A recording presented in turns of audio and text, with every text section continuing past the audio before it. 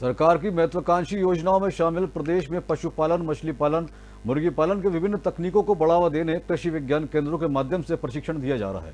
साथ ही उनके संवर्धन हेतु सरकारी योजनाओं का लाभ भी दिलवाया जा रहा है। जानकारी के अनुसार धमतरी के आदर्श ग्राम चर्रा में देवांगन दंपति ने 100 नग मुर्गी से व्यवसाय प्रारंभ किया था, इसके पास आज वर्तमान में हजारों मुर्गी हैं। वहीं अनूप देवांगन ने बताया कि उन्होंने देशी मुर्गी पालन करने के लिए धमतरी के कृषि विज्ञान केंद्र से प्रशिक्षण लिया और अपने खेत में फार्म बनाकर 12 प्रकार के मुर्गियों का संवर्धन और पालन कर रहे हैं।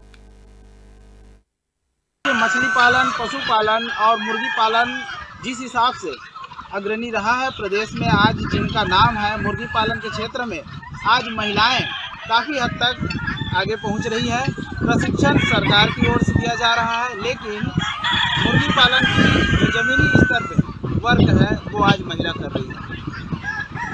हम अभी धमतरी जिला के चर्रा में हैं, जहां बैकयार्ड मुर्गी पालन के तहत 12 प्रकार की मुर्गियों का पालन किया जा रहा है और जिनका जो ऑनर है योगेश्वरी देवांगन जी हमारे साथ चर्चा में मौजूद हैं।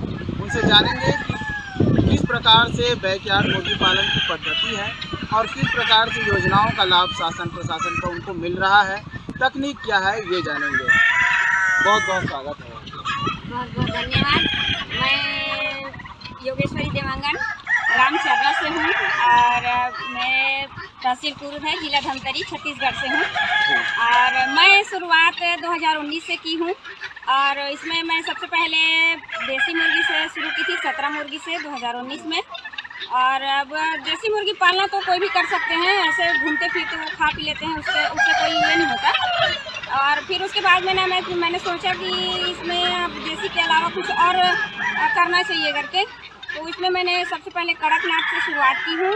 कड़कनाथ 300 मुर्गी से शुरुआत की हूँ और सबसे पहले कड़कनाथ लाए हैं तो हम किसी से जानकारी भी नहीं लिए थे और हमें किसी ने बताया भी नहीं था। आपको जैसे आप मुर्गी पालन के लिए कहीं बात किए होंगे, हाँ। तो आपको सलाह लेना पड़ा होगा कहीं से? जी नहीं, आपका सलाहकार वगैरह? जी नहीं, इसमें किसी का कोई सलाह नहीं है। इसमें हम दोनों, मतलब मेरे हस्बैंड के साथ में हम दोनों का ही निर्णय था। हम दोनों ने ही इसको ये किए थे, मतलब हम लोगों को करना है करके। उनका काम अलग था, मेरा काम अलग था। वो अपना मोबाइल दुकान चलाते थे मेघा में और मैं घर में वही समूह में जुड़ी थी। समूह में वही अध्यक्ष बनना, सचिव बनना, वही थोड़ा थोड़ा काम कर रही थी और उसमें भी ज़्यादा दिन तक काम नहीं था, मतलब 4-5 साल तक था उसमें। और उसके बाद मैंने काम बंद कर दिया वहाँ का, घर चलाना भी मुश्किल हो रहा था उसमें। तो हम दोनों का ये सोच था कि घर में बैठे बैठे कुछ तो करती हूँ ऐसा टाइप से। तो उन्होंने ही कहा कि चलो बैठे बैठे घर में मुर्गी पालन करना है, आप देख सकती हो, कर सकती हो, ऐसा करके उन्होंने ही कहा मुझे। तो शुरुआत में हमने कड़कनाथ से शुरुआत की है 300 मुर्गी से। अब हमें उतना पता नहीं था कि जैसे इसको रखते कैसे, इसको दाना पानी देते कैसे, इसका रख रखाव क्या है, ये सब हमें पता नहीं था। और सबसे पहले हम लोग लाए ना, तो जहाँ से हम लोग लाए हैं वहाँ भी उतना कोई जानकारी नहीं दिए। तो हमने जैसे जैसे थोड़ा थोड़ा रखे, उसमें एक रूम था हमारे घर में, तो रूम में एक ऐसे रूम में रख दिए। रूम में रखने के बाद में थोड़े से बर्तन में पानी दिए, उसमें डूब जाते थे वो। दाना को ऐसे कटोरी में देते थे तो दाना पूरा नीचे गिरा देते थे। तो ऐसे ऐसे करके हम उसे 300 नग के कड़कनाथ में से बस यही 1-150 बस बचाए, उसके बाद सारा खत्म कर लिए थे। फिर एक हमारे ऐसे मुर्गी पालन भाई है, उससे चर्चा किए तो वो उन्होंने बताया कि नहीं, इसके लिए अलग से डब्बा आता है, दाना के लिए, पानी के लिए। अब दाना और पानी का डब्बा ला तो लिए, लेकिन उसमें डालते कैसे हैं ये भी हमें नहीं पता था। तो उसमें हम ना पानी को ऐसा, डब्बा को ऐसा रख देते थे, उसके नीचे में मतलब थोड़ा सा कटोरी टाइप से उसमें लोटा तक पानी डालते थे। कहीं आते थे फिर पानी ख़त्म हो गया, फिर कहीं जाना है फिर पानी ख़त्म हो गया। तो फिर एक भाई से और चर्चा किए ना, तो उन्होंने बताया कि डब्बा को ऐसे उलट करके पानी को ऐसे डालते हैं।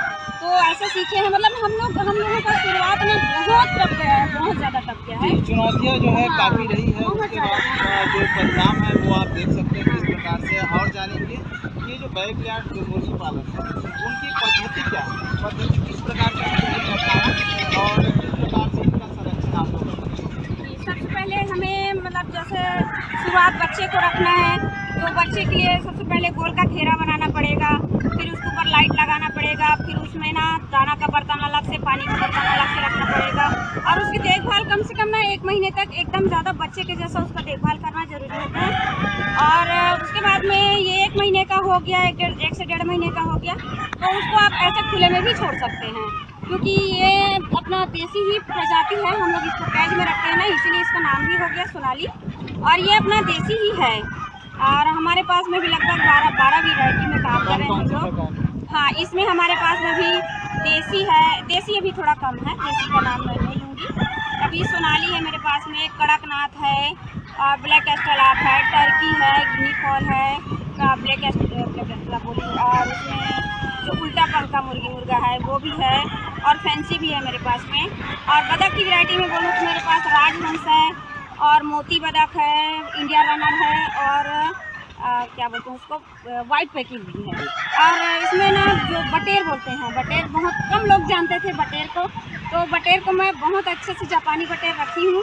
जापानी बटेर मेरे पास में बहुत अच्छे से बढ़ पाते हैं, और उसको मैं बहुत अच्छे से बेचती हूँ। इन सब 12 प्रकार की मुर्गियाँ हैं, तो 12 प्रकार की मुर्गियों के लिए एक एटमॉस्फेयर तैयार होता है, एक वातावरण अनुकूल जैसे करना चाहिए, वो किस प्रकार से आपके यहाँ वातावरण अनुकूल है, और रखने का जरिया क्या है आपके लिए? जी ठीक है, इसमें ना क्या है, सबसे पहली बात तो हम जो फार्म बनाएंगे, तो उस फार्म को पूर्व से पश्चिम दिशा में ही बनाएंगे, और उसमें ऊपर में जैसे आपके पास सुविधा हो तो उसमें मतलब फुहारे का भी ये कर सकते हैं, जैसे टीना सेट बनाए तो। और जालीदार होना चाहिए, एकदम जालीदार होना चाहिए, क्योंकि इसमें हवा आने जाने का जो जरिया है ना वो सबसे अच्छा रहना चाहिए। इसमें मतलब जो अंदर गैस बनता है ना, तो हवा से इधर उधर पास हो जाना चाहिए, तो इसमें ना मुर्गियाँ अच्छे रहती हैं। ये दाना के लिए क्या इस्तेमाल कर रहे हैं, कौन सा दाना है, और दाने के लिए किस प्रकार की पद्धति आप लोग अपना रहे हैं, ताकि प्रदूषण पानी से, या फिर जैसे खाना है या जैसे मुर्गियों के बीज है, निष्कासन क्या है ये जानेंगे। जी जी बिल्कुल बिल्कुल, इसके बारे में तो बहुत अच्छे से बताना चाहूँगी, क्योंकि मैं दाना सबसे पहले छोटे बच्चे को फ्री स्टार्टर देती हूँ, फिर उसके बाद में 1 महीने 1.5 महीने का हो गया फिर स्टार्टर देती हूँ, फिर उसके बाद में जैसे 4 महीने का हो गया ना, तो उसमें मैं क्या बोलते हैं फिनिशर देती हूँ। तो उसके बाद उसके हिसाब से मतलब ना बर्तन सही रहना चाहिए। जैसे हम लोग मुर्गी रखे हैं 100, तो उसमें कम से कम 5 दाने का होना चाहिए, 5 पानी का होना चाहिए, क्योंकि उसको सही जगह पे पानी मिलना चाहिए, सही जगह पे दाना मिलना चाहिए, और बर्तन हमेशा साफ़ रहना चाहिए, क्योंकि उससे ना क्या है, वहीं में बीट करना है, वहीं पे खाना खाना है उनको, तो सफाई सबसे पहले ज़्यादा ज़रूरी है इनका। और मैं इनका बीट ना ज़्यादा दिन नहीं देखती हूँ, कम से कम ना महीना से 1.5 महीना हो गया, फिर सफाई करवा देती हूँ, और उसमें जितना भी मतलब उसका मटेरियल है उसको अलग जगह में लेके जाके रखती हूँ, ताकि उसको खेती में डाल सकें। इसमें खेती करने में बहुत अच्छा फ़ायदा है इसके बीज से। आप लोग जैसे प्रशिक्षण किए हैं, तो प्रशिक्षण में पशुपालन विभाग के द्वारा क्या क्या जानकारियाँ आप लोगों को साझा किया जाता था, और क्या क्या लाभ जो है सरकार का आप लोग को मिला? जी, ये इसमें हम लोग प्रशिक्षण 2 जगह से लिए हैं। सबसे पहला है कृषि विज्ञान केंद्र धमतरी, अब हमारे कृषि विज्ञान केंद्र धमतरी है, जहाँ से हमें 3 दिन का प्रशिक्षण मिला है। और मैं कृषि विज्ञान केंद्र को धन्यवाद देना चाहूँगी, क्योंकि उन्होंने हमें ये वैरायटियों के बारे में हमें पहले पता नहीं था, क्योंकि मुर्गियाँ हम लोग जानते थे बस एक ही प्रकार की मुर्गी है, देसी जो घर में घूमती है, पड़ा खाना खाती है, बस इसी को जानते थे। हम लोग कृषि विज्ञान केंद्र में गए ना, तो वहाँ हमें जितनी भी मुर्गियाँ हैं, जितने प्रकार की मुर्गियाँ हैं, FFG है और क्या क्या बहुत सारे नाम हैं, तो उसमें ना हमें बहुत सारी ये मुर्गियों के नाम के बारे में जानकारी मिली। और दूसरा हम लोग प्रशिक्षण लिए है bank of Baroda RCT Dhamtari है, वहाँ हम 10 दिन का प्रशिक्षण लिए हैं। तो वहाँ हमें इसका देख रेख, इसकी दवाइयाँ, इसको रखना कैसे, इसको दाना पानी देना कैसे है, इसकी मतलब जो फार्म बना है उसकी दिशा क्या है, उसके आसपास क्या क्या होना चाहिए, इसको रखना कैसा है, इसके बारे में हमें पूरी जानकारी मिली है। और इसके बाद में वहाँ हम लोग का पेपर हुआ था, मतलब जैसे हम लोग प्रशिक्षण लिए ना, तो पेपर हुआ हम लोगों का, और इसमें हम दोनों प्रशिक्षण लिए हैं, मैं और मेरे हस्बैंड। तो इसमें ना पेपर हुआ ना, तो उस दिन हमारे ऊपर के जितने पशु विभाग के अधिकारी हैं वो लोग भी आए थे, हम लोग को मतलब प्रशिक्षण दिया उसके बारे में देखने के लिए। तो फिर वहाँ हमें बताया गया कि आप लोग इतना अच्छा से प्रशिक्षण लिए हो, आप लोग अच्छे से पास भी हो गए हो, और आप लोगों को ये मतलब सरकार तरफ से आप लोग को लोन भी मिल सकता है, जैसे बैंक की तरफ से हम लोग आपको दिला सकते हैं करके। तो हमें ना बिना खेती बाड़ी के हमें 1.5 लाख रुपए बैंक से दिलवाया गया। और हमारे जो पशु विभाग के अधिकारी हैं वो लोग और ज़्यादा जानकारी दिया हम लोगों को। और इसके बाद में मतलब हम लोग आए हैं और अपना थोड़ा थोड़ा काम को और बढ़ाते गए तो इस तरह से हम लोग यहाँ तक पहुँचे। हमारे साथ चर्चा के लिए एक और जो है शख्स मौजूद है जिनका ये फार्म है, अनूप देवांगन जी पशुपालन मुर्गी पालन में काफ़ी जो है दिलचस्पी रखते हैं और उनसे जानेंगे कि किस प्रकार से उन्होंने ये मुर्गी पालन और उनके संवर्धन के लिए क्या क्या किया है, क्या चुनौतियाँ रही है, ये जानेंगे। अनूप देवांगन जी, बहुत बहुत स्वागत है आपका। नमस्कार जी, मेरा नाम अनूप देवांगन, रामपुरा तहसील पुरी, जिला धनपुरी। ये अभी कितने मात्रा में यहाँ मुर्गी पालन कर रहे हो और 12 प्रकार की मुर्गियों में एक आध मुर्गियों के बारे में हम पहले जानेंगे कि किस प्रकार से हैं। जैसे आप टर्की की बात कर रहे थे, सोनाली की बात कर रहे थे, सोनाली को अपन कैसे रखेंगे, कैसा वातावरण चाहिए उनके लिए और क्या क्या संवर्धन में उसके लिए सामान यूज होता है? सोनाली एकदम नॉर्मल मुर्गी है, इसको कुछ भी तरीके से रख सकते हैं।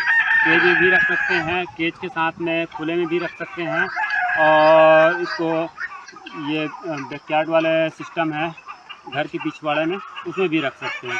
सोनाली एकदम नॉर्मल रफ एंड टफ बोलना चाहिए, तो उस प्रकार से मुर्गी है। और जैसे बात की टर्की का, टर्की तो नॉर्मल कहीं मिलता नहीं है, लेकिन लोगों तक आसानी से पहुँचे, टर्की लोगों तक आसानी से पहुँचे।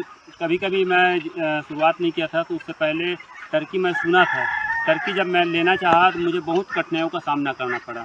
वही कठिनाई को देखते हुए मैं आज जो किसान हैं उनको 2 चूजा चाहिए, 5 चूजा चाहिए, आसानी से मिल जाए करके मैं टर्की अपने पास में टर्की गिनी फॉल व्यवस्था करके रखा हूँ, राजहंस है, ब्लैक स्टोलाफ है, ये सारा चीज़ व्यवस्था कर रखा हूँ।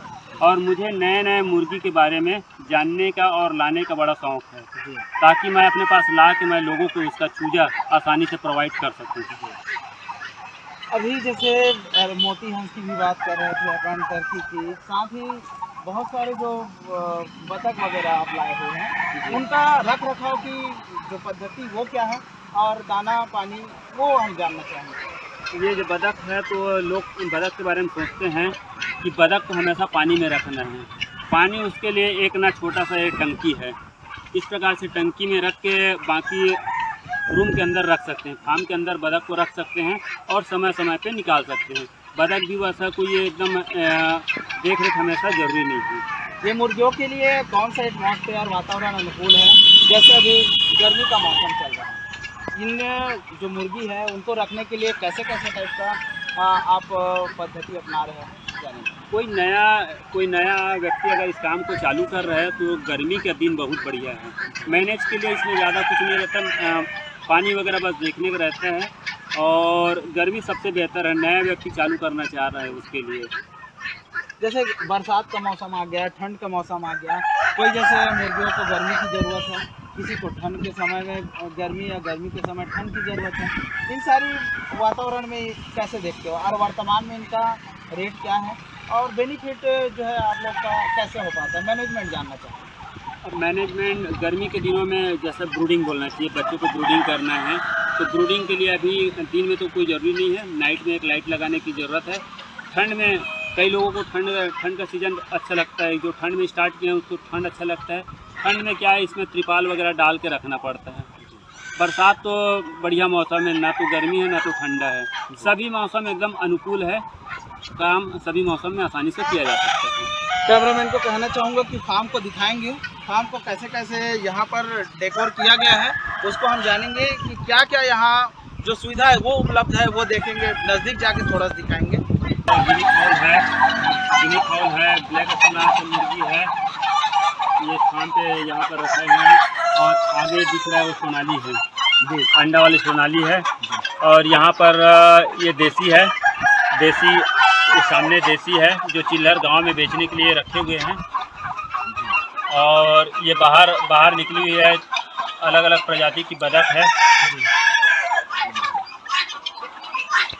जैसे आप शेड लगाए हुए हैं, शेड में जो गर्मी का मौसम है, काफ़ी धूप पड़ता होगा, गर्मी के मौसम में इन लोगों को प्रॉब्लम नहीं होता होगा क्या? एक विशेष ये एकदम खुले में हवादार है, तो हवादार है तो वैसे इसमें लगाना तो चाहिए, फॉगर वगैरह लगाना चाहिए व्यवस्था के हिसाब से।